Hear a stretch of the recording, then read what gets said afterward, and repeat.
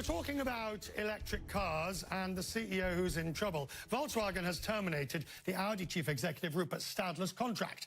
Stadler's been jailed since June in connection with the ongoing emissions probe. Jack Ewing is the author of Faster, Higher and Farther, an expose of the Volkswagen scandal. He joins us now. Good to see you, sir. Glad to be here, Richard. Let's just talk. The scandal as such has cost Volkswagen an enormous amount of money. You've got the numbers. However, has it damaged the company?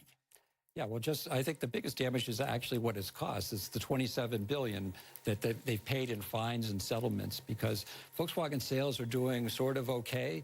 They haven't collapsed, but the money that they've had to pay in settlements and fines is money that they really need to be spending on research and development, developing new models, making this transition to electric cars. And the Rupert Stadler and the others who have been indicted in the United States, where do we stand on all the legal? When is somebody going to stand trial? Well, the United States Department of Justice has indicted 8 or 9 people, including the former chief executive. Some of whom have been sentenced.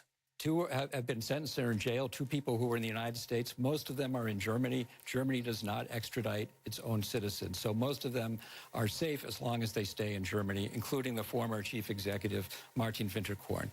Rupert Stadler, the chief executive of Audi, is in jail in Germany because the prosecutors there felt that there was a chance he was going to obstruct justice in the investigation there. Right. So, but I get, it was such a huge scandal, and it's cost so much money.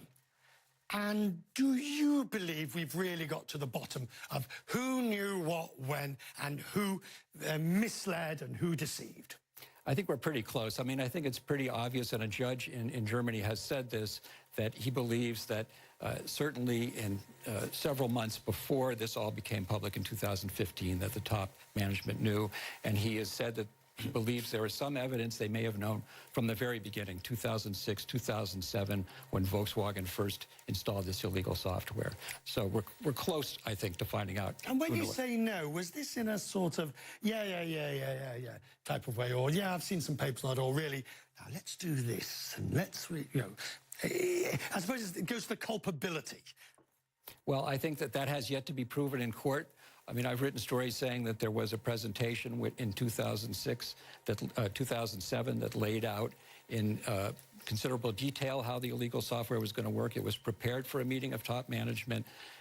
Volkswagen says it was never presented to top management, and I think that is one of the issues that's going to be coming up. The other companies, BMW, Daimler, even in Asia now, we're starting to see various companies tainted by their own versions of this.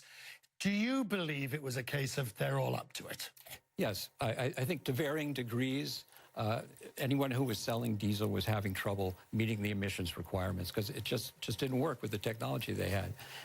I think the difference is that Volkswagen really marketed it heavily in the United States, where the penalties were much greater.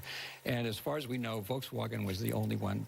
Go ahead. Right, but the other car companies, knowing the difficulties of getting the emission standards correct, and seeing that Volkswagen was succeeding, would have guessed that's how they're doing it, and we better put something of our own in there. Is that logical to assume? Yes, I think so. I think that they may not have known exactly what Volkswagen was doing. They knew it didn't quite add up, and they had to respond somehow. Final question, and this is asking for your opinion rather than your reporting as such. Do you believe that correct penalties have, to prevent as a deterrent for the future, being imposed yet? No, not yet. I think the only thing that is going to deter people from doing it in the future is people going to jail.